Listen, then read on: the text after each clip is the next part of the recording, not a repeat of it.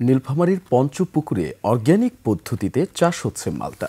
কৃষি উদ্যোক্তা মনিরুজ্জামান রাজু নিজের জ্ঞান ও পরিশ্রমকে কাজে লাগিয়ে উদ্ভাবন করেছেন নতুন জাতের মালটা।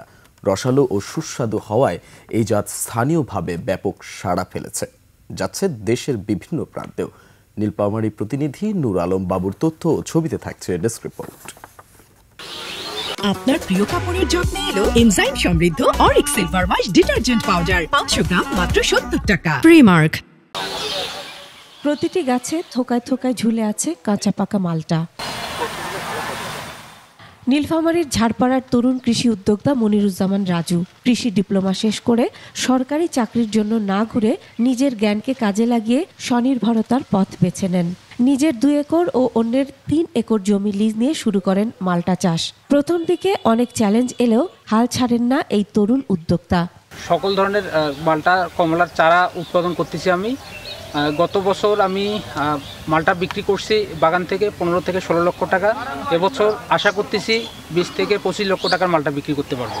নিজস্ব গবেষণায় উদ্ভাবন করেছেন নতুন জাত রাজু মালটা 1। রসালো, সুস্বাদু ও রোগ প্রতিরোধী এই জাত স্থানীয়ভাবে ব্যাপক সাড়া ফেলেছে।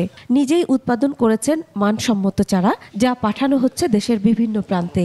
11টা জাতের মালটা চাষাবাদ হচ্ছে। এর পাশাপাশি আমার একটা বিখ্যাত জাত আছে, সেটা হলো আমার নামে নামকরণ রাজু মালটা 1। এটা খুবই ফলনদায়ী যে গাছটা, এটাই হলো রাজু মালটা 1।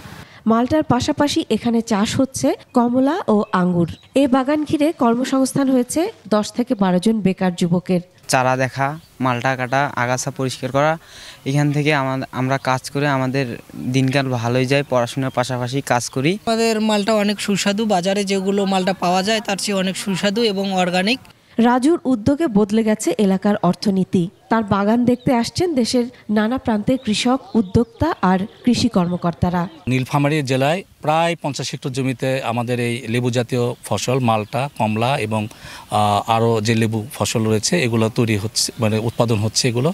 এবং আমরা দেখেছি যে কৃষকদের চোখে একটা হাসির ঝিলিক রয়েছে। আমরা তাকে কারিগরি পরামর্শ দিচ্ছি এবং আমরা পার্টনার প্রকল্প থেকে এখানে ড্রিপ ইরিগেশন করার প্রস্তাবনা দিয়েছি, যাতে তার সেচ ব্যবস্থা সহজ হয়।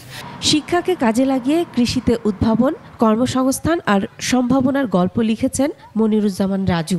তার মতো তরুণদের হাত ধরেই গ্রামীণ অর্থনীতিতে আসবে নতুন গতি, নতুন আলো, এমনটাই মনে করছেন সংশ্লিষ্টরা। Masum Alista, desk report, 21 television.